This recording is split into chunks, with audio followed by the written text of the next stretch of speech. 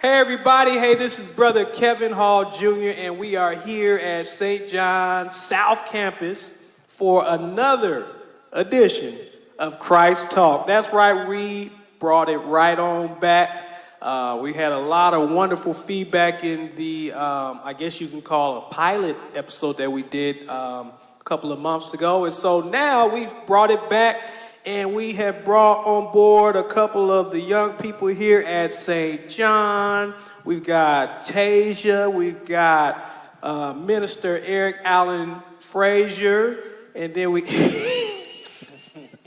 the second.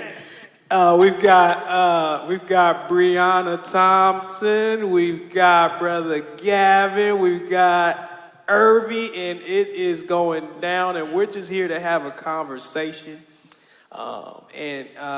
But we're going to have Minister Eric to really drive the conversation today. And Eric, if you could just start off by just telling us a little bit about yourself and the work you're doing here at St. John.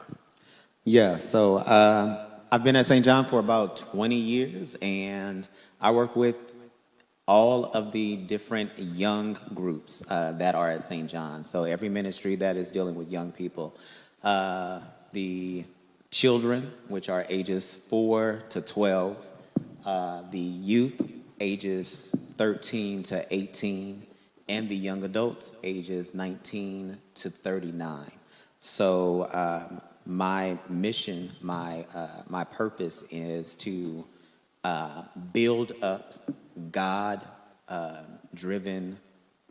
people so that we can go out into the world and just add the Christ that may be missing. That sounded good, man. Mr. Reverend. Yeah. Okay, well, you heard it. And so, Eric, Minister Eric, see, I've known him a long time. Way before I was a minister. Yeah, so he's Eric way before I was anything close to a minister. Exactly. We used to work together at the Hilltop Mall. Way back. R.I.P. to the Hilltop Mall. Right. So, Eric, let's get it going. Let's get the discussion going. All right. So so the reason we're here tonight is to just have a discussion, a real discussion about being Christian and also living in this world that we live in. And Romans 12:2 says, "And be not conformed to this world, but be ye transformed by the renewing of your mind, that ye may prove what is that good and acceptable and perfect will of God." And we might have heard the phrase coming up at some point in our time. You can be in this world, but not of it. And that's essentially, that's one of the scriptures that is used for that terminology. And so tonight we're talking about not being of this world, living in a world while not being a part of it. And what I want to talk to you guys tonight about is how is that possible, if at all, and how you are navigating that walk while still living in a world that does not really accept a Christian. I know that in my career, it's always been a problem. I've always had an obstacle with Sundays because I work in an environment that does not care about Sunday. My wife and I, we don't have the modern day type of marriage. We try to stay very close to how the Bible has fashioned marriage, and so just navigating the different obstacles that come with living in this world and also keeping your own faith. That's what we want to talk about tonight. And so I'm glad you think so. And so That's his sister-in-law. Yeah, that's his sister-in-law. No, this is my sister. So Sister, yeah. I helped raise this child. Yeah. So, Yeah. He still think I'm a baby. See? I'm a grown woman. All right, hold on. This ain't Married Maury and now. all. This ain't Maury, wrong show. but anyway, the first thing that I want to discuss is maintaining the integrity in a world where there isn't any. I mean, for me, it's been something that has been very challenging, but it is something that I've endeavored to do. But how are you able to do it, if at all? What are the obstacles that you are facing? I think you have to have a strong sense of self. You have to know who you are. You have to have godly morals. Because without it, who are we? You have to allow yourself to create healthy boundaries in your life. Healthy boundaries around people that's not spiritually mature yet until they are. So you have to know, what am I here for? What am I doing? And create that boundary around you. All right. And speaking into that boundary, I want to get on that real quick, because my sister is, she's still newly married. She's only been married just a little bit over a year. Going from being a single woman to being a married woman, while still having friends who are single and maybe more worldly or more out there than you are. How have you been able to balance that or navigate through that? That's a good question. Well, it's just certain things I can't do. That's simple. I like that. Look, it's just certain things you can't do. And flesh get in the way. We start playing tug of war with ourselves. Mm-hmm. So it's kind of like, oh, I want to do this, but you can't do that no more. My friends already know, though. All right. Well, They already know. They know the rules. They already know those. So well, that's good. It's pretty good for me. I'm glad I raised you right. But anyway. I was just going to piggyback what Brianna said. She said morality and honesty. Those, when I think of the word integrity, I think of morality and honesty. Like she said, knowing your morals and being honest with yourself. And then and being honest with the people you're around. Integrity goes a long way in these four walls, and even outside these four walls. It goes in relationships, friendships, on the job world, everywhere. So I think as long as you're honest to yourself and carry the morals, number one, what the Bible has stated with us, and also the morals that our parents have instilled in us growing up. Wash your hands before you go in the kitchen. Pray before you go into bed. Things like that. That'll take you a very long way. And one more thing before y'all get back to it. People that you meet and people in this world, you can't allow everybody to have a seat at your table. Go ahead and say that. You cannot allow everybody to have a seat at your table because it get tricky. Yeah. I think it's also important to just focus on the fact of it's okay to be the odd man out. I think a lot of people fall under the duress of, wanting to fit in with their friends or do what's cool or do what's, going on this week, what's hot on TikTok or whatever the case is. And it's okay to be the odd man out. Yeah, I'm going home early. I have church in the morning. Yes, I'm leaving work early. I have Bible study. I have rehearsal. And it's just being comfortable with yourself, being comfortable with your relationship with God, and being in that space to where you can communicate that in a respectful way. But hey, you could do what you want to do. I'm not judging you. Right. Only God could do that. But this is what I'm going to do, and I sit firm in that. All right, amen. And I was going to say, too, I actually have a situation coming up on Saturday where a couple of my buddies, we're all going to Topgolf out in Roseville, and I'll be there. They like to have a good time. And for anybody, you've been to Topgolf, it's a fun atmosphere, a lot of drinking, and food and things like that. And I'm really just trying to weigh how I'm even going to approach it, because I have to be, at church on Sunday morning leading worship. And so it's just, I may have to be, like she said, the odd person out, and just, I probably will go, but I'll probably leave early. I'm not going to partake in any of the sipping and all of that, but it's just part of, sticking to my commitment, and unfortunately, I'll probably, like she said, I'll be the odd person out. Got to go early. But we're supposed to be the odd man out anyway, right? Christians are often persecuted and have been persecuted. Join the club. Yeah. It's okay to be a cool Christian. Listen, okay? Yeah. Don't forget, it's okay to be a cool Christian. Right. But people think, I notice this too, people think because you're a Christian, you're this square. You can have fun being a Christian. I mean, just a matter how you carry yourself. And like you said earlier, the flesh gets in the way. Sometimes we've all backslided. I mean, nobody's not perfect, but again, it's how you carry yourself, how you move, what you're going to do better the next day.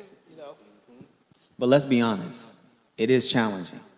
It is very challenging to be able to say no when you used to be like, okay, let's go, right? So how does that transition from being the life of the party, like I think Kevin used to be, to now being the one who says, you know what, that's time out for me. I've got a wife at home, I've got children, I've got responsibilities within my church community, whatever the case may be. How do you navigate that transition? Are we losing friends? Are we gaining souls for Christ by leading by example? What does that look like? What is that challenge for you all? I think it's subtle seed planting. I think it's not our job to pull everyone directly to the finish line. I just feel that with enough communication of, so many people are, dang, Tasia, you leave sharp on the dot every week to get to Bible study. Can I come with you? No problem. I would be more than happy to invite you over. And it's stuff like that. That's little, I didn't say nothing to them. I'm conducting what I do every week. But through me, that person may have been inspired, enlightened, and they want to come, and that's what it's about. And if I could do that, my job is done. So you're walking more than talking. Absolutely. All right, ain't nothing wrong with that. Right. Gavin, being a young man who is for the first time away from home and in a relationship away from home where you have to then govern your own self, how has that challenge been for you? Well, being on a college campus, there are so many different things that you see that you get invited to. You're in this huge new environment that doesn't care anything about the Lord. But I think, like Brianna said earlier, it's just about having boundaries and knowing your limits. If you get invited to certain things, knowing whether that would be a good decision for you to go and attend or not. Is that going to influence you to, or pressure you to doing something that that you probably shouldn't? I know for me, trying to maintain that integrity, I've had to start fasting at least once a week and praying. I've had to join a Christian organization on campus. So it's just knowing your boundaries and placing limits. All right, thank you. All right. The rules have changed so much from even when I was younger. Church in a lot of places doesn't look like the church I grew up in. First of all, I grew up Kojic. So You can't just join it. no, you can't just join in. You've got to be born in. Yeah. None of the women at my church wore makeup. None of them wore pants. And I remember one of the biggest challenges me and my wife had when we first got married was she wore pants all the time. And that for me was just like, I can't believe, what is wrong with you? And I know her pants will not send her to hell. I know that was not something that was really an issue for her. It was my issue. But church has changed so much in the last 20 years, in the last 10 years. I've never seen like people wear do-rags or hats to church until I moved back to California and I came here, and it's usually the people that don't go to church, right? They're not churched or whatever.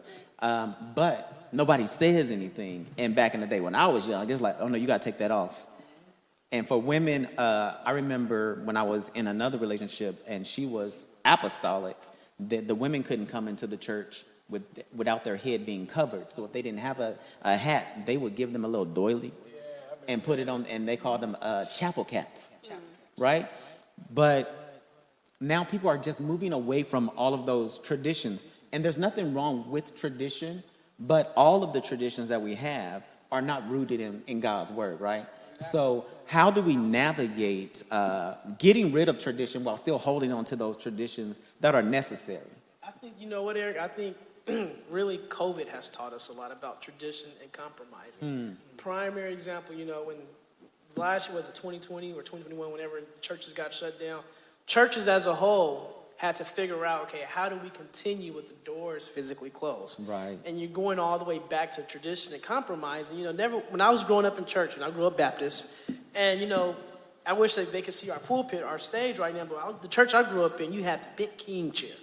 And you had the little princesses next to the side. And I'm my bad, so growing up as a king, growing up as a kid, you a king. You're right. But growing up as a kid, you would think that, okay, the pastor sits in the king chair, and then his little princess sits in the little chairs.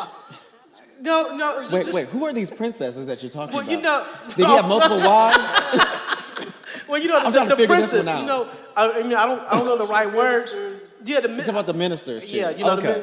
but Just want to make sure. I'm like, which church is he going to? But going back to tradition, so the pastor sat in this big chair, and so grand, and you have the little prince, the minister sitting next to him, and it's like, wow, what is this? Then when I noticed for 3:30 service, the guest pastor would then sit in the big chair, then the other pastor sitting in the other chair. So it's more like, what is this? And now we're in an age of time now where it's not about me no more.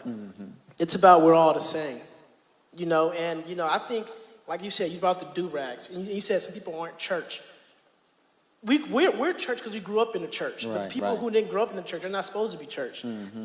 Jesus' disciples wasn't church. Right. Yeah, everybody on Jesus' disciples, wasn't church. So I actually, honestly, even when for us doing Unplugged, I think it's like a great thing because we're trying to minister to people who's not church. The church shouldn't be filled with church, it should be people who are not church. Right. And that's a part of the whole going out into the world, right? Because while we're not of the world, we do live in it, and we can't be impactful to the world unless we deal with the world. So, how do we engage with those who don't know the Lord? How do we navigate that situation, whether it be on the job? I do have a little case of road rage sometimes when I'm on the road. So, the Lord. But how do I get out of self and really represent Him even when the person in front of me is going too slow, right? What do we do about that? How do we work that out? I think I'm going to say this, and I don't mean no harm when I say this. There's a lot of young adults that's conflicted. A lot of young adults that's conflicted, and we have to find a way to unplug, make them feel comfortable, and meet them in the middle ground, and hold their hand and pray. Don't push, don't judge. But until they're ready, when God do His job, then they'll come around, they'll come back and be like, Bree, you was right. It feel good over here. My soul feel good. So you just got to be able to meet them in the middle ground and not be so judgy and don't be so churchy, but unplug for a minute and be like, I got you. Okay. No one gets left behind. You done touched on my point. Listen, nobody asked you to get all up in my notes. Sitting right next to you. But no, this is all Bree. This is all Bree. But that's a very wonderful point because Christ met people where they were. Right. When he met the woman at the well, He didn't tell her you have to change. He just said, I've got something better for you.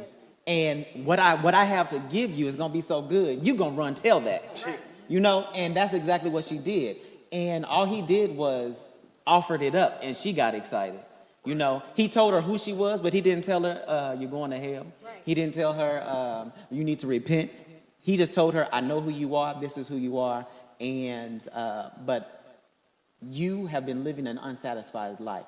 I've got something for you that will have you so satisfied that your insatiable thirst will be completely quenched. And she had to go and tell somebody. Where are we when it comes to doing that? Can we truly meet people where they are? Can we truly can we hang out with the prostitute? Can we chill out with those who are getting drunk or high or whatever not, still keeping our integrity, right? And making an impact that will actually transform a life. Absolutely. I was getting ready to actually bring that up. I think a lot of times Christians will turn their nose to the prostitute or the one doing drugs or whatever it is. But it's like, no, still go and befriend them, talk to them, because they'll know us by their love, and that's what they'll remember when we're trying to introduce them to Christ or whatever it is. They'll remember the love that we showed them, but instead if we turn our nose to them, they're like, why should I listen to anything you say? And you sat here and judged me and looked at me crazy. Right. You know, that's what mission work is about, right? Meeting a person's needs before even bringing up Christ. Because how can I hear about the Christ that you have and he's wonderful and everything if I'm hungry, if I don't have a place to sleep tonight, if I don't know how my lights are going to stay on, if I don't know how I'm going to provide for my family or for my children, or whatever the case may be. I'm looking at jail time or whatever the case may be. I'm looking at jail. How can I hear anything that you got to say about this loving God when I'm going through a living hell, right? So how do we connect to people that don't know Christ without being so pious, but being tangible? Can we be tangible, or are we still chained by the facade of what Christianity is supposed to be? Have we been freed of those chains, or are we still in bondage? How are you guys navigating that? All my friends, all my partners know that Thursday night, 7 o'clock, they know where I'm at. They know Sunday morning, they know where I'm. Well, Excuse me. that's mama, huh? But they know Sunday morning where I'm at. You know, then again, it's like being that role model. The other day, one of my coworkers, I didn't even know he was a believer. Okay. And, you know, we were flying, and he says, Irving, hey, I want to tell you, God is real. So I'm like, all right. So I turned to him, I said, what's going on? He said, I was in a car accident. And he's showing me pictures of the car accident. The car accident was, the car was total. And he said, but that was God who saved me. And again, going back to the topic at hand, dealing with the integrity thing, you're at the workplace. Okay? HR, you know, you got to separate the church from, you know, all that stuff. But when he said that, I began to not say, hey, come to my church on Sunday, blah, blah, blah, blah. No. Let me listen. Again, let me meet you. And then you're telling me, all I do was just to confirm. So again, setting that example. And he felt open to tell me that because it's an example that I showed off while walking through the airport, while talking to the passengers and things like that. He felt so comfortable to open that up to you. He probably wasn't sharing that experience that, oh God, he didn't run into work saying that to everybody. He felt that aura with you, that closeness with you to be, you know what? I'm about to tell Irving what I experienced. I felt a little bit of the Lord the other day. I think he know the Lord. I'm in a safe place. And that's what it's about, is creating that safe space for people to come and be like, you know what? I'm going to talk to this individual. It's something different about her, but I think I can stick around her, and she following somebody, and I want to know who it is. Exactly. And I'm more than happy to show you. So y'all allowing your light to shine. I hope so.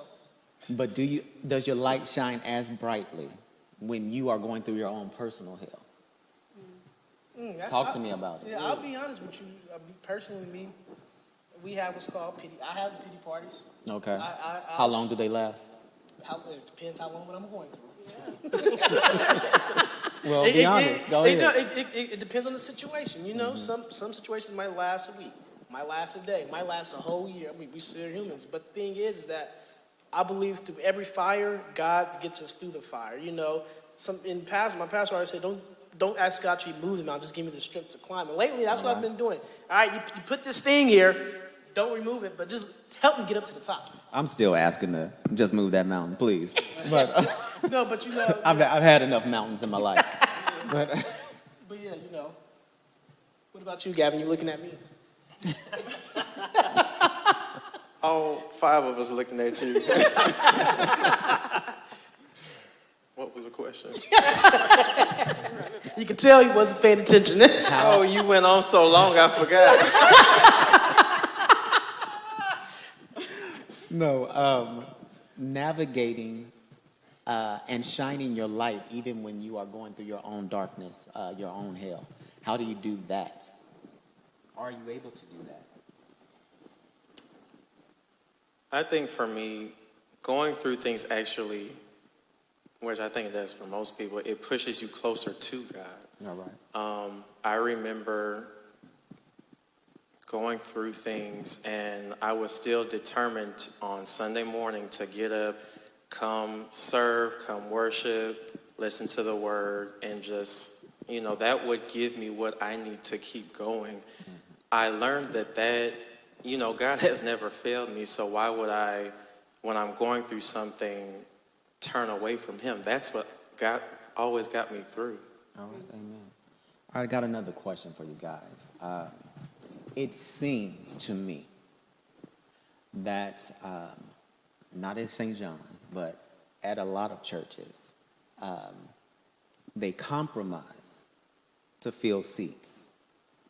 And does the church have to compromise in order to get people in?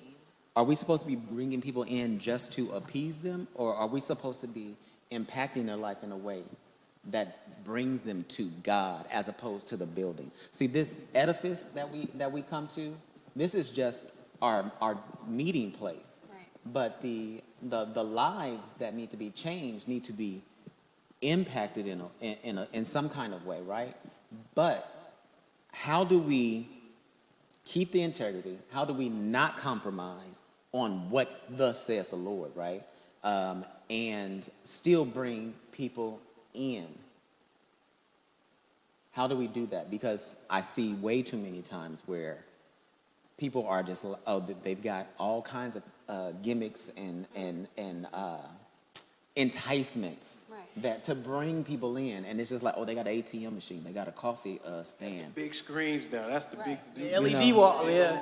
LED wall. and they've What's wrong got with the all LED of these, wall though? yeah, all these bells and whistles, right?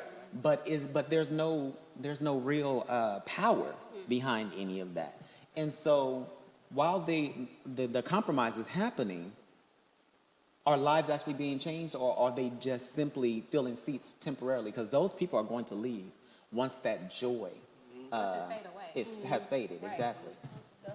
Right. I think there's a way that you can do it without, conforming to the world, because being away from home and being away from St. John, I've gone to a lot of different churches, and one of the big things that some of these other churches do, they have smoke machines and stuff. Now it messes up my breathing and my sinuses, but I don't feel like that is hindering anybody or turning anybody away from God. I personally don't like it, but the whole room seems to, so, and, it is drawing more people in my opinion. I experienced that in college, going to a church that wasn't my church home. I went to try and find churches out in Vegas, which was interesting, but I found one that I liked eventually. And, it wasn't home, but I was able to learn what I needed to. I was still being fed the word. And I think if I can still go there and watch other people worship how they're not on schedule like we are, I know what's going on, exactly when it is. Are we doing altar call? But it wasn't like that. But I was still being fed the word. There was smoke and a Starbucks in the back corner and all kind of stuff. But, it was a lot. After church, in the lobby, as soon as you get out, get in that line. But I think, compromise, like Irvie mentioned earlier, like COVID made us compromise a lot. Mm-hmm. I think compromising within reason is essential for growth. Okay. So compromising with purpose. With purpose and intent behind it. If you have a plan to execute, you trying to get somewhere from A to B, if you know that, I think it's possible. So you can make a compromise without losing integrity. Absolutely. As long as you have your mission statement, what you standing behind, keep that up to the top and reflect on that every so often. Are we still doing what this says? If we not, we need to reassess. I think we really did learn that during COVID, because I know for a long time, you, Kevin, were trying to get online tithing. We were trying to get live stream going. But until COVID shut everything down and we literally could not come to the building, that was our only option. Then it was like, well, let it happen. Right. Yeah. we had to compromise a lot, and it took a lot to get Pastor Hall to be open, my dad that is, to be open to a lot of the things we're doing now. So that's an example of it. And even we talk about compromising a little bit. I mean, even doing the Unplugged Sunday, that's something that is totally different. And we're really not going just radical with it. We're just changing a few things. We're just being a little more loose. Just like now, we've got jeans, we're chilling. I got holes in my jeans, got my Yeezys on, and, you know, we're just chilling, you know. This is something we probably couldn't have done 10 years ago. I do know that I was shocked when you told the ladies today in the rehearsal that they'll be able to wear jeans in the choir stand. Say in the coaching church, we Baptist. We did with New Praise, though. When we started doing Unplugged with New Praise. But we started, Unplugged, like right before before the pandemic. And so I didn't even remember that. And so they were just like, what? I can wear jeans? I can wear pants. Pants. But you know what, Eric? You were saying earlier about filling seats and just being part of the music ministry here and part of audio visual. Somebody once asked me, they said, why do you guys put so much time into music and audio visual like it's a show? So I had to break it down to them one day, because it was like, all you guys want is just the people, and obviously people bring money and all that stuff. But I had to break it down to them one day. I said, well, let's think about it. Who's your favorite artist? And the person told me they artist, Usher, whatever. I said, when you go to the Usher concert, it is the smoke, the fog. It's like it's big, but this is Usher. Why can't we have the same experience in God's house? Okay, cool. Now we have the same experience. We bring the people here by all this stuff, but now it's the word that's going to keep them here. So me personally, I don't feel bad for, going to the next level like we're preparing for the BET Awards. At the end of the day, the BET Awards, they're getting thousands of views. But here, we might get thousands of views, but at least we're able to keep these people and get them saved and things like that. Because we authentic. Exactly. But we got to pray for Irving, because he's actually one of those that actually wants St. John to get the big. But Minister Eric, I'm just going to let you know time is winding up. Of course, you should sing that. We're fast, but we've been here for a good little minute. I really enjoyed this conversation, and I thank you guys for all participating on tonight. And we are doing conversations like this once a month. Where and how? Tell them. We are doing it through our, if you go to our website, sjmbc.org, go over to the, what is it called? The online meetings. When you go to the online meetings, click on Youth and Young Adult, and you can click on the Summit. That's what we call ourselves, the Summit. We get together once a month, and we have real discussions about real issues that impact us as Christians, as African Americans, as Black people, ADOS, however you identify. And we are having conversations that speak to what is relevant in our lives and in our demographic. So come and join us. sjmbc.org, check out the meetings, and then go to the Youth and Young Adults. Click on the Summit on Sundays, fourth Sunday at 6 p.m. We are there, and we are having eye-opening conversations. Join us. Yeah, and I just gotta just say I've been on with a couple of these conversations, and I have a good time sitting in on these conversations. We do it as powered by Google Meet, so you can be on camera or you're not. Most people are not on camera. We're just on the phone. There's been times I was like painting and can still be a part of it. I don't know. I was doing, it's Sunday night. I'm sipping paint. But the beauty of it is you can do whatever. You can be in the car. It's not a situation where you have to come right here to the church. Right. You can dial right in and partake in the conversation. So definitely join us. Okay. Anything you want to share as we head? We're going to wrap this up because time is winding up. It's been a wonderful time with you guys. Thank you. I'm ready to get home to my wife, and I know y'all got things y'all want to do. So thank you for joining us on tonight. Yeah, so thank you so much. Thank you to all the panelists that came out, and you guys be blessed, and please spread the word about St. John and the ministries that we're doing, and please spread the word about CHRISTalk. It looks like it's here to stay. I don't know how often we're going to do these, but it's going to probably be more often, And be sure to join us for Unplugged Sundays. By the time you see this, Unplugged is probably happening or already happened, but just be on the lookout for the next one, okay? And just join us here at St. John. We have 2 campuses on the north side, and here on the south side, we're praising God that we just broke ground on our new Family Life Center, which is focused on building up families, which includes young people, and we're going to have a lot going on there and more to come as far as details go. So, God bless. All minds clear, as they say. All minds clear. The benediction. All right. Amen. All right. Thank you so much. God bless. See you again.